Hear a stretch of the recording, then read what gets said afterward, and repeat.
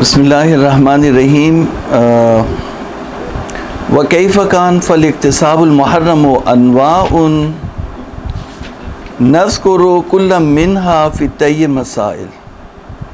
ہماری بحث جو وہ مقاصد محرمہ میں ہے تو شیخ فرماتے ہیں کہ مقاصد محرمہ جو ہے وہ انواع ہیں، اقسام ہے اس کی، جس کو ہم کچھ مسائل کے ضمن میں عنوان کریں گے. اور شیخ نے کہا کہ پہلا اس میں سے ہے الاکتساب بالاعیان النجسہ، یعنی نجس چیز کے اوپر پیسہ کمانا، نجس چیز کے اوپر اکتساب کرنا، کسب کرنا. اس کا کیا مسئلہ ہے؟ تو اب یہاں پر یہ پہلا سوال یہ پیدا ہوتا ہے کہ نجاسات کتنی ہیں؟ بس پتہ ہے کون کون سی؟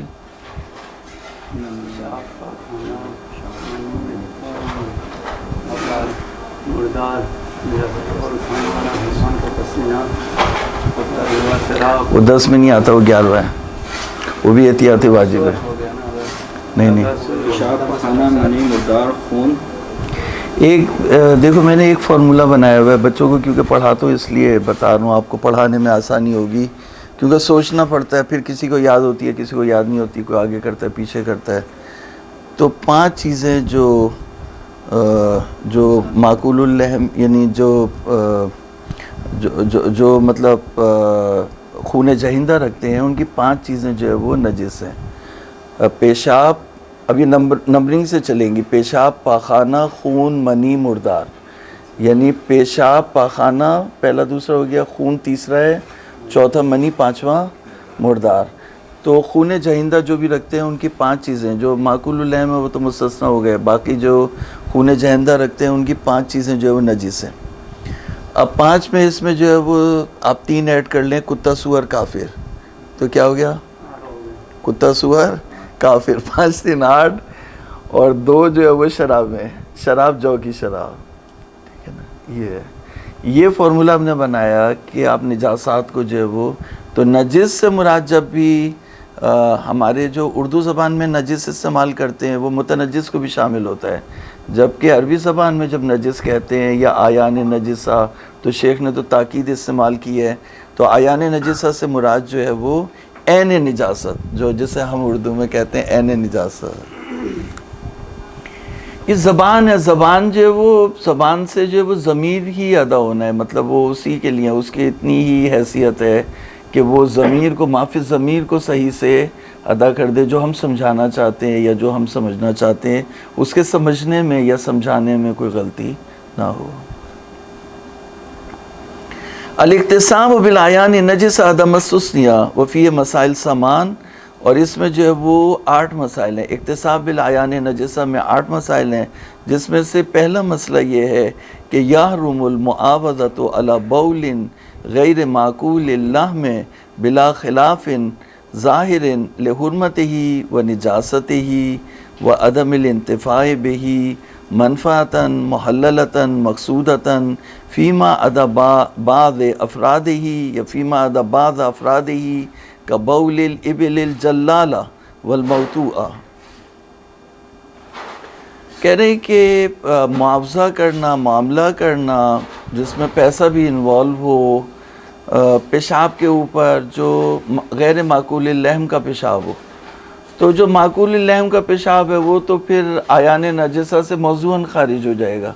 تو ہم تو بات کریں آیان نجسہ کی، تو اس لیے شیخ نے اصل مطلب یہ عنوان کیا کہ جو جانور ہیں اور غیر معقول اللحم ہے ان کا گوشت کھانا حرام ہے.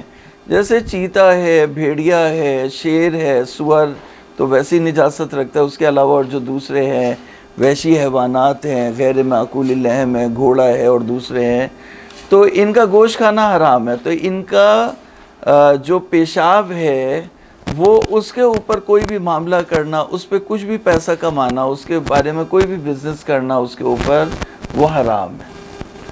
تو کہ اس کی دلیل کیا ہے؟ شیخ نے 3 دلیلیں ذکر کی ہیں. لحرمتہ ہی، اس لیے کہ اس پہ کسب کرنا حرام ہے. تو نبوی میں یہی کہا تھا ان اللہ اذا حرم شیئا حرم ثمنہ. تو جب اللہ تعالیٰ نے اس کو کھانا، اس کے گوشت کو کھانا حرام قرار دیا تو پیشاب تو بہت آگے چلا گیا نا. گوشت ہی کھانا اس کا حرام ہے، تو حرمت ہو گئی ایک دلیل، وہ دوسری دلیل ہو گئی نجاست، عین نجس ہے۔ تیسری دلیل یہ کہ یعنی انتفاع اس سے، فائدہ اس سے نہیں ہے۔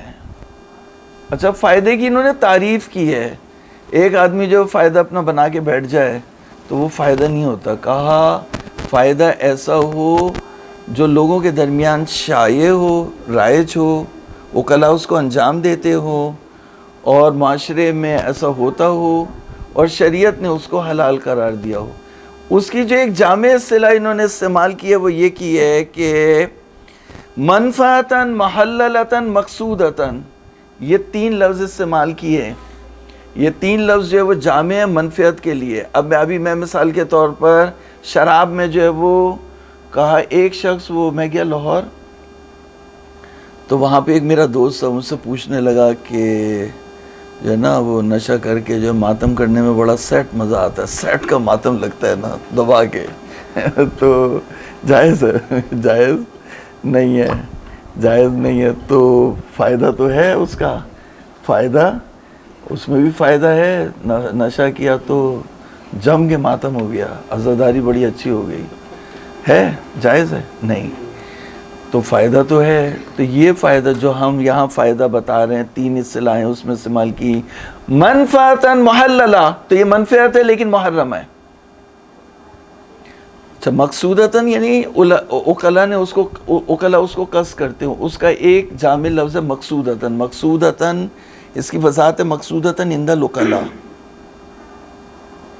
اچھا، ہمیں مثال کے طور پر جو ہے وہ گاڑی آئی، بینک نے جو ہے وہ سود پہ گاڑی بیچی اور کہا یہ اجارتن، لیزنگ ہے، یہ اجارہ ہے۔ تو یہ اب یہاں پر ادھر توجہ کرنا، یہ معاملہ رائج ہے لوگوں کے درمیان کہ گاڑی، سود کی گاڑی کو جو ہے وہ اجارے پہ دے رہے ہوں اور بعد میں وہ مالک بن جائے، یہ رائج ہے؟ رائج نہیں تھا، اب انہوں نے کر دیا ہو تو بات الگ ہے، ابھی تک رائج نہیں تھا۔ تو وہ کہتے ہیں کہ معاملہ ایسا ہو جو شایعۃ بین الناس، لوگوں کے درمیان رائج ہو۔ تو یہ چیزیں ہیں، اگر ان کو آپ وہ کر لو گے تو پھر انشاءاللہ سے پڑھے لکھے بن جاؤ گے اور شریعت کو سمجھ بھی سکو گے اور سمجھا بھی سکو گے۔ تو معاملۃ محللۃ، اسی منفعۃ محللۃ مقصودۃ، مقصودۃ عند العقلاء، یا معاملے کے بارے میں بعض دفعہ کہتے ہیں شایعۃ بین الناس، لوگوں کے درمیان رائج ہو۔ جیسے وہ مولوی لوگ کہتے ہیں کہ اب جو ہے وہ 1000 روپے کا قرضہ جو ہے وہ 1200 روپے میں بیچ رہے ہیں، تو یہ کوئی معاملہ ہوا؟ کوئی معاملہ یہ جو ہے وہ مقصودۃ عند العقلاء نہیں ہے، شایع بین الناس نہیں ہے، تو یہ معاملہ جو ہے وہ ایسے ہی جو ہے وہ مندر آوردی معاملہ ہے، کوئی معاملہ نہیں ہے۔ تو معاملہ وہ جو مارکیٹ میں چل رہا ہو، لوگوں کے درمیان رائج ہو۔ منفعتاً محللتاً مقصودتاً فیما عدا بعض افراد ہی، تو بعض افراد کے علاوہ، یعنی بعض افراد کے علاوہ، تو انہوں نے کہا کہ بول کے اوپر کوئی بھی معاوضہ کرنا حرام ہے سوائے بعض افراد کے۔ اب اس کی مثال لائے اونٹ کا پیشاب، تو اونٹ کا پیشاب تو پاک ہوتا ہے، تو ابھی یہ بات کر رہے ہیں نجاست کی، تو نجاست کی مثال لانے کے لیے انہوں نے کہا کہ اونٹ جو ہے وہ جلال ہو یعنی نجاست کھاتا ہو، تو جب اونٹ نجاست کھاتا ہوگا تو احتیاط واجب کی بنا پر اس کا پسینہ بھی نجس ہے اور اس کی ہر چیز نجس ہے، تو اگر اس کی ہر چیز نجس ہے تو پیشاب بھی اس کا نجس ہے، تو اس پیشاب کے اوپر جو ہے وہ وہاں پہ بزنس ہو سکتا ہے، اقتصاب ہو سکتا ہے، بیچ خرید ہو سکتی ہے ابل جلالہ کے اوپر دوا کے لیے، تو اس کو استثناء کیا۔ یا ابل موتوعہ، یہ بھی انہوں نے اس کی مثال دی ہے کہ ابل اگر موتوعہ ہو تو وہاں پر بھی جو ہے وہ، البتہ موتوعہ میں تو کہتے ہیں جلا دینا چاہیے۔ اب اس کی جو ہے وہ آگے میں نہیں جا سکتا اس کے اندر، تو اس کی تفصیل جو ہے وہ توضیح المسائل یا دوسری چیزوں میں آپ خود ہی تلاش کر لیں۔ خوب، یہاں پر جو ہے وہ 2 فرد جو ہے وہ، یہ اصل مطلب تھا کہ پیشاب کے اوپر جو غیر معقول اللحم ہے ان کے پیشاب کے اوپر کوئی بھی بزنس کرنا، اقتصاب کرنا حرام ہے، یہ پہلا مطلب بنایا۔ اب اس سے ریلیٹڈ جو ہے وہ 2 فرع انہوں نے نکالی، ان 2 فرع پہ زیادہ بحث کیا، اصل مطلب تو جو ہے وہ اتنا ہی ہے، باقی جو 2 فرع ہیں وہ استدرادی بحثیں ہیں. ایک تو پہلا ہے کہ اونٹ کے علاوہ جو پیشاب ہے ان کا کیا بیچنے کا کیا حکم ہے، وہ انہوں نے بیان کیا. اور دوسرے میں جو ہے وہ خود اونٹ کے پیشاب کا جو ہے وہ بیچنے کا کیا حکم ہے. تو انہوں نے جو پہلی فرع ہے کہ اونٹ کے علاوہ جو پیشاب ہے ان کے اوپر اگر کوئی بزنس کرنا چاہتا ہے تو اس کا کیا حکم ہے. جیسے گائے کا پیشاب بیچنا چاہتا ہے تو اب یہ کیونکہ نجاست کے زمرے میں نہیں آتا تو اس لیے اصل مطلب میں تو اسے نہیں لا سکتے تھے، تو اس لیے انہوں نے فرع ایک استدرادی فرع جو ہے وہ عنوان کی، کیونکہ وہ تو طاہر ہے. تو اب ایک چیز طاہر ہے تو اس کے اوپر بزنس ہو سکتا ہے، نہیں ہو سکتا. تو اس کا مسئلہ جو بھی ہو، چاہے آپ جواز کے قائل ہوں یا عدم جواز کے قائل ہوں، ہماری بحث سے خارج ہے. کیونکہ ہماری بحث کس میں ہے؟ الاکتساب بالعیان نجسہ، اور گائے سے نکلنے والا پیشاب یا بکری سے نکلنے والا پیشاب یا معقول اللحم سے نکلنے والا پیشاب جو ہے وہ عیان نجسہ میں نہیں آتا. فرعان ما ادا بول الابل، میں نے کہا تھا نا کہ پہلی فرع جو ہے وہ دوسرے اونٹ کے علاوہ کے جو معقول اللحم کے پیشاب ہیں جیسے گائے کا، بکری کا، من ابواب ما یوکل اللحم، جن کا گوشت کھایا جاتا ہے ان کے پیشاب، المحکوم بطہارتہما، یعنی حکم یہ ہے کہ یہ طاہر ہے. عند المشہور ان قلنا بجواز شربہا اختیارا، اگر ہم اس کے قائل ہو گئے. یہاں پہ دو قول ہیں، دو قول جو ہے وہ اگر دقت سے دیکھا جائے تو دو قول نہیں ہے، قول ایک ہی ہے، لیکن جو دوسرا قول ہے بہت ضعیف ہے. لیکن بہرحال شیخ نے یہاں پہ دو قول بیان کیے ہیں. وہ کیونکہ عمار ابن موسیٰ صحاباتی کی روایت پر جو ہے وہ بعضیوں نے فتویٰ دیا، تو جو فقیہ تھے، بمعنی فقیہ تھے اور صاحب دقت ہے، انہوں نے فتویٰ نہیں دیا. اس نے یہ کہا تھا کہ ابوال الابل خیر من البانہا، یہ اس نے فتویٰ، اس نے یہ روایت نقل کی تھی کہ جو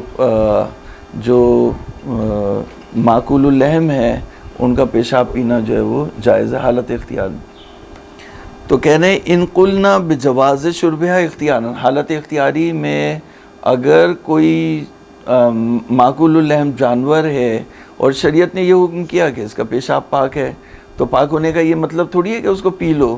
لیکن اگر آپ اس کے قائل، آپ نے یہ قول لے لیا کہ جواز شربہا اختیارا کما علیہ جماعت من القدماء والمتاخرین، تو شیخ بھی خراب کر رہے ہیں یہاں پہ متاخرین اور قدماء کو. بہرحال بل ان المرتضی، یعنی کام خراب ہے پیچھے سے، بل ان المرتضی دعوی الاجماع علیہ، بلکہ ایسا. لیکن اگر آپ جائیں گے تو جو بڑے بڑے ہیں وہ یہ بات نہیں کہہ رہے، لیکن بہرحال وہاں پہ نکل آئیں گے کچھ ایسے لوگ جو اس کے قائل تھے.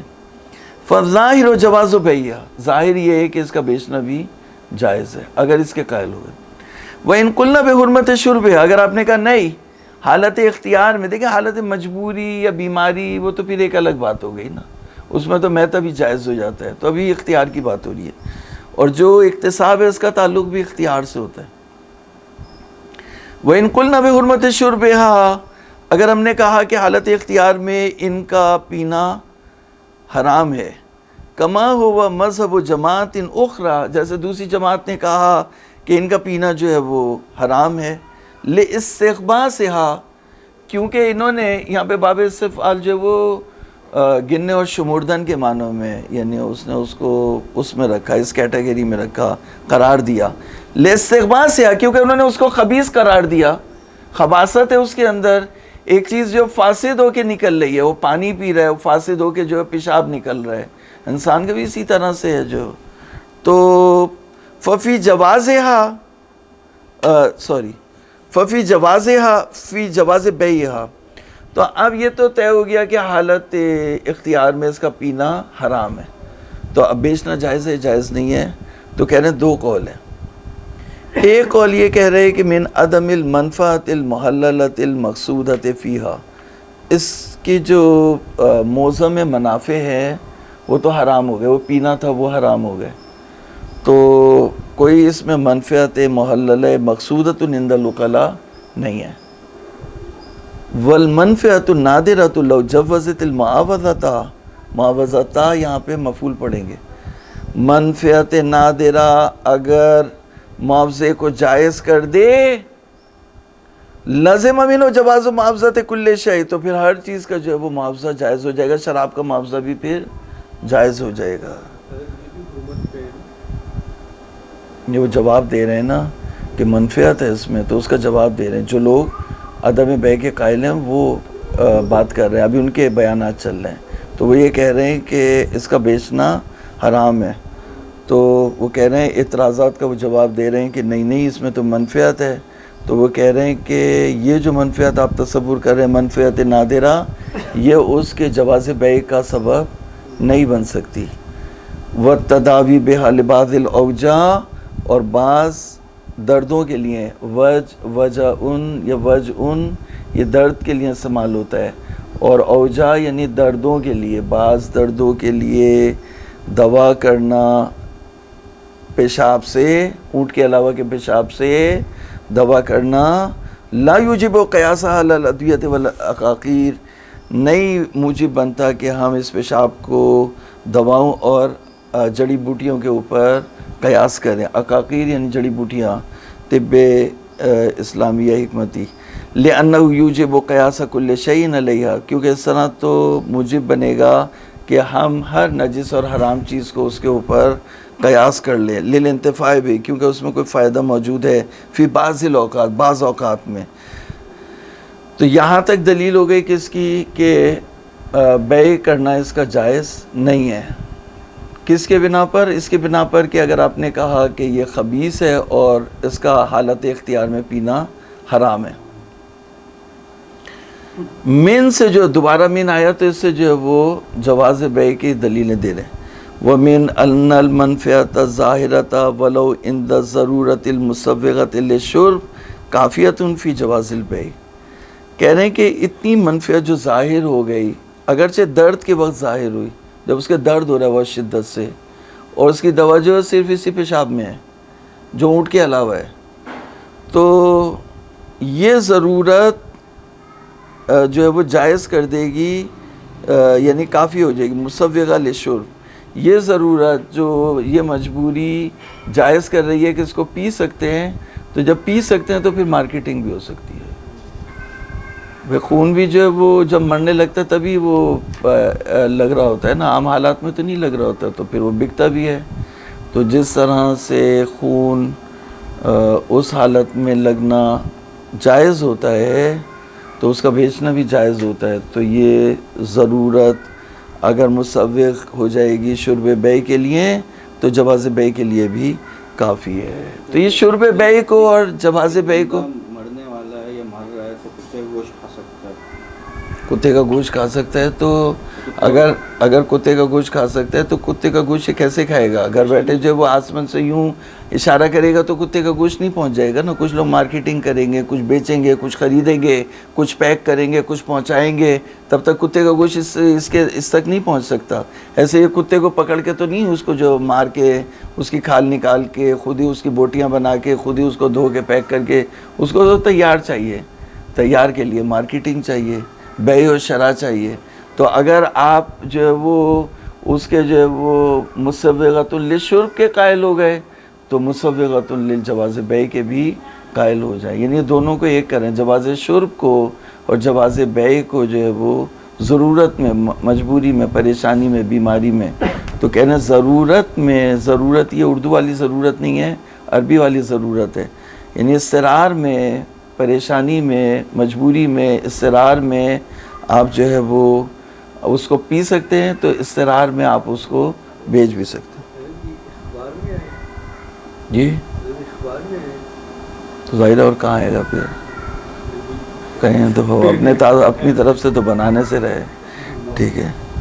اب یہ تو یہ فہم ہے نا، جس نے جو سمجھا وہ اپنی طور پہ جو ہے وہ سمجھ رہے ہیں۔ والفرق بینہا و بین ذی المنفعۃ الغیر المقصودۃ حکم العرف، جو آپ کہہ رہے ہیں کہ منفعت نادرہ جواز بیع کا سبب نہیں بن سکتی، تو کہہ رہے ہیں کہ فرق اس کے درمیان، اس منفعت کے درمیان، منفعت ظاہرہ ولو عند الضرورہ، تو یہ منفعت ظاہرہ اور منفعت غیر مقصودہ، ان کے اور منفعت نادرہ، یعنی منفعت غیر مقصودہ انہوں نے استعمال کیا، وہاں انہوں نے منفعت نادرہ استعمال کیا تھا، تو منفیت ظاہرہ اور منفیت نادرہ کے درمیان جو فرق ہے وہ حکم العرف بأنہ لا منفیت فیہ، عرف یہ حکم کرتا ہے کہ اس میں کوئی منفیت نہیں ہے۔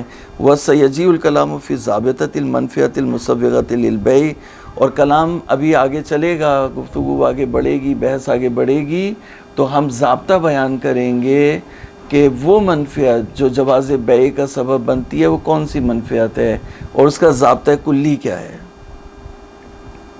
نام یمکن ان یقال، ہاں یہ بات کہی جا سکتی ہے۔ اب نام یمکن ان یقال، یہاں سے جو وہ شیخ صاحب نے یہاں سے وکالت شروع کر دی، کس کی؟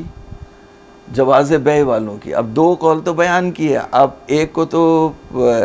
ایک کے لیے تو شٹر کھولنا ہے، جیسے ہمارے جو وہ کورٹوں نے رات کے 12 بجے جو وہ اس کے لیے گنجوں کے لیے جو وہ شٹر کھول دیا، تب شیخ صاحب جو یہاں پہ جو وہ جواز بیع والوں کے لیے جو وہ شٹر کھولنے کی کوشش کریں۔ نام یمکن ہے یقال، بند نہیں ہو رہا، ہاں بند نہیں ہو رہا۔ تو ان قولہ صلی اللہ علیہ وآلہ وسلم، ان اللہ اذا، اچھا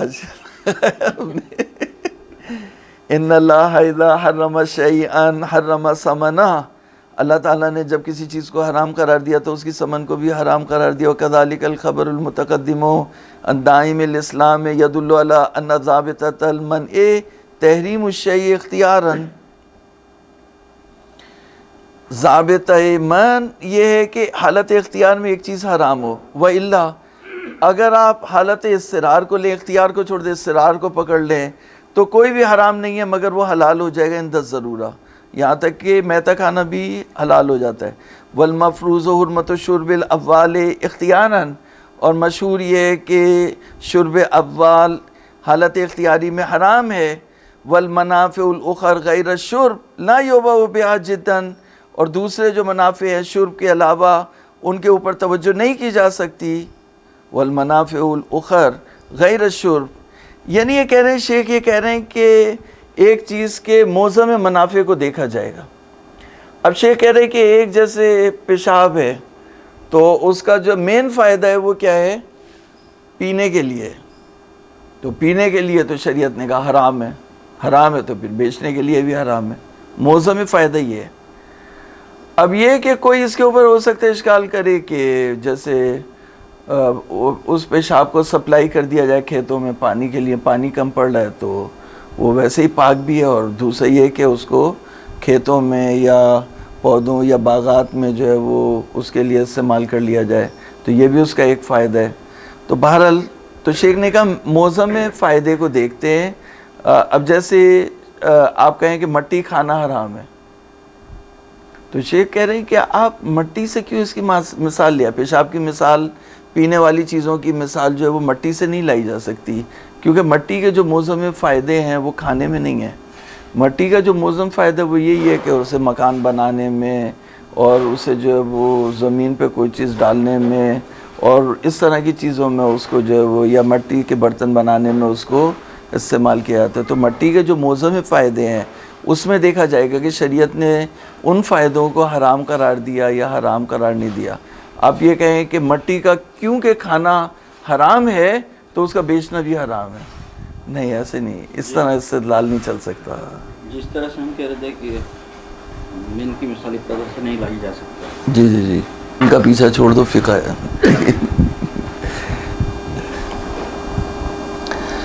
فَإِنَّ الْمَنَافِعُ الْأُخَرَ لِلتِّينِ، اچھا یہاں پہ کہہ دے کہ وَالْمَنَافِعُ الْأُخَرَ غَيْرَ الشُّرْبِ لَا يُبَاحُ بِهَا جِدًّا فَلَا يُنْتَقَصُ بِالتِّينِ الْمُحَرَّمِ أَكْلُهُ، پس آپ نقص نہیں لے کر کے آ سکتے تین سے جس کا کھانا حرام ہے۔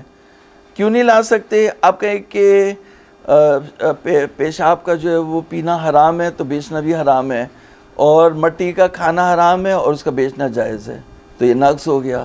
تو کہا نقص نہیں لا سکتے کیونکہ جو منافع اخر ہیں تین کے وہ اہم ہے۔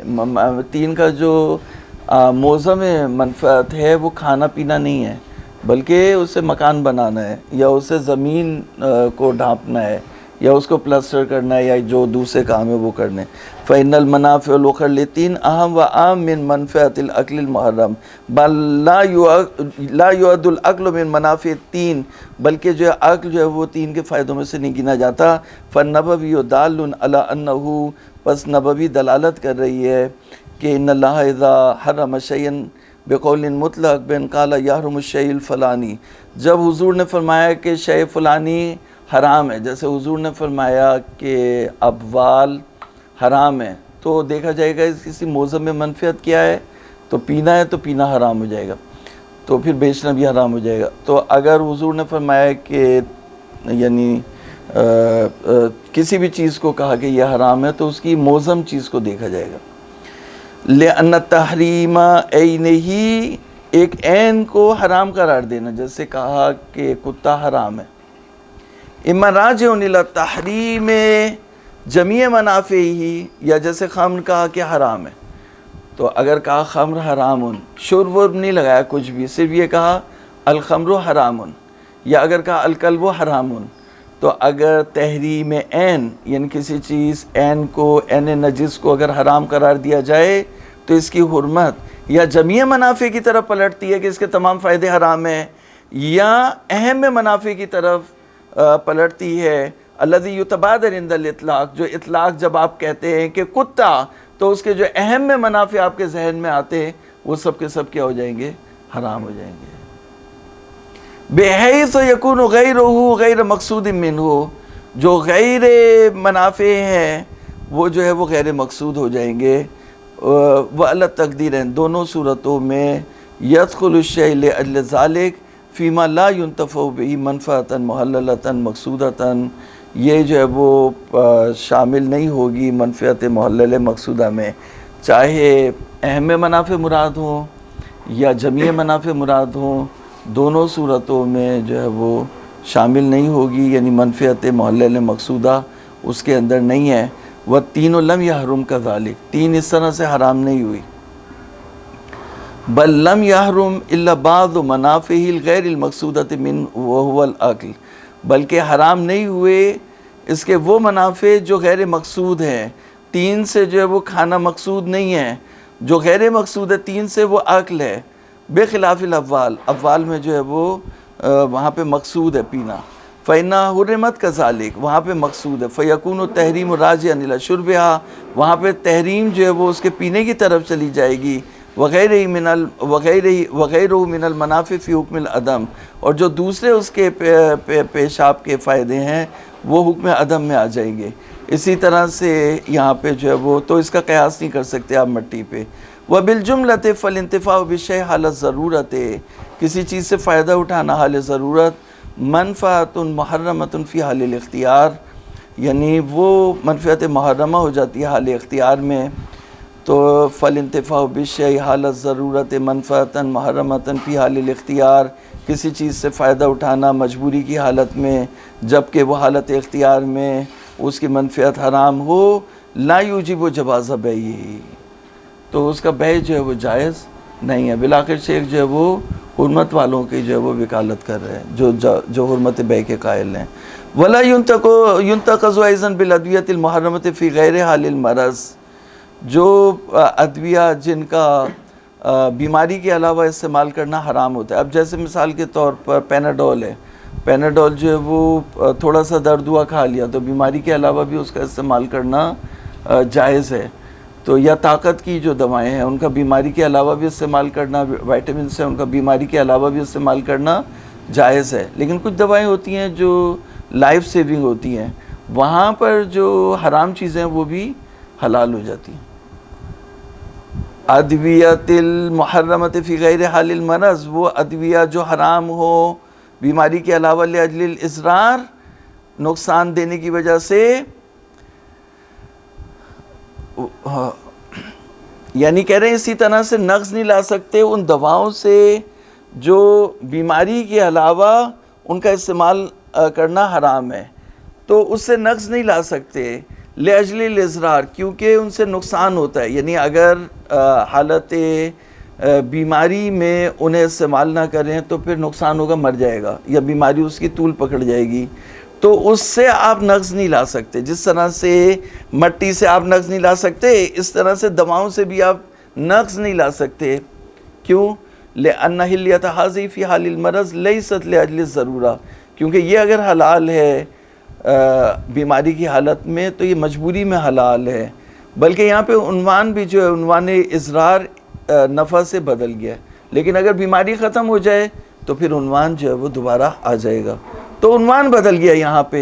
وَمِمَّا ذَكَرْنَا يَذْرَنَّ قَوْلَهُ فِي رِوَایَتِ تُوفِ الْعُقُولِ الْمُتَقَدِّمَةِ, کہ جو قول گزرا ہے وَكُلُّ شَيْءٍ يَكُونُ لَهُمْ فِيهِ الصَّلَاحُ مِنْ جِهَةٍ مِنَ الْجِهَاتِ يُرَادُ بِهِ جِهَةُ الصَّلَاحِ الثَّابِتَةِ حَالَ الْاخْتِيَار.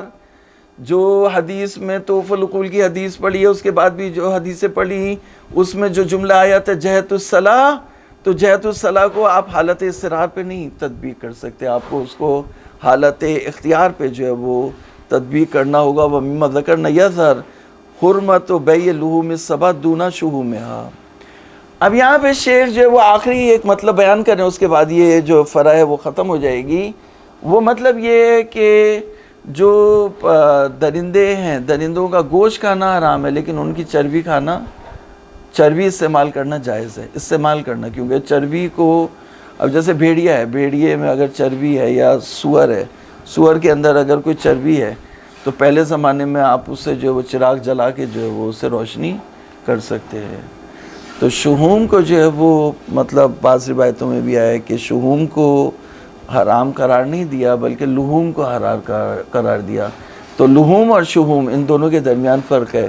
تو بیع اللحوم میں حرام اور بیع الشحوم میں جائز. یہی فرق کریں شیخ, اور کچھ بھی نہیں, مطلب ختم ہو گیا. وَمِمَّا ذَكَرْنَا يَظْهَرُ حُرْمَةُ بَيْعِ اللُّحُومِ السِّبَاعِ دُونَ شُحُومِهَا فَإِنَّ الْأَوَّلَ مِنْ قَبِيلِ الْأَوْوَالِ وَالثَّانِي مِنْ قَبِيلِ التِّينِ. پہلا جو ہے وہ اوال سے ہے اور دوسرا جو ہے وہ تین سے ہے, یعنی تین کا بیچنا جائز ہے تو شحوم کا بیچنا بھی جائز ہے, اور پہلے کا جو ہے وہ اوال کا بیچنا حرام ہے تو لحوم کا بیچنا بھی جو ہے وہ حرام ہے. فی عدم حرمت جمیع منافع المقصودۃ منہا ولا ینافیہ النبوی لعن اللہ الیہود حرمت علیہم الشحوم فباؤوها واکلوا ثمنها. کہا کہ ایک نبوی جو نقل کی جاتی ہے وہ اس کے منافی نہیں ہے. اگر ہم نے فتویٰ دیا کہ بیع الشحوم جائزن, تو یہ نبوی اس کے ٹکر پہ نہیں ہے, اس کی مخالفت میں نہیں ہے. کہ کیا ہے نبوی کا مطلب؟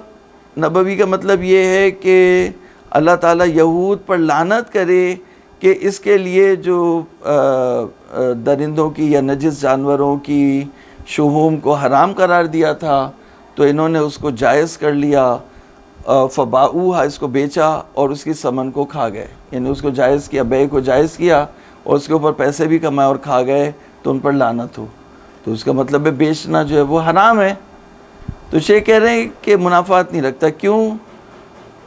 ہاں, خالی حدیث کو نہیں دیکھنا ہوتا, یہ دیکھنا ہوتا ہے کہ وہ کیا کہہ رہی ہے.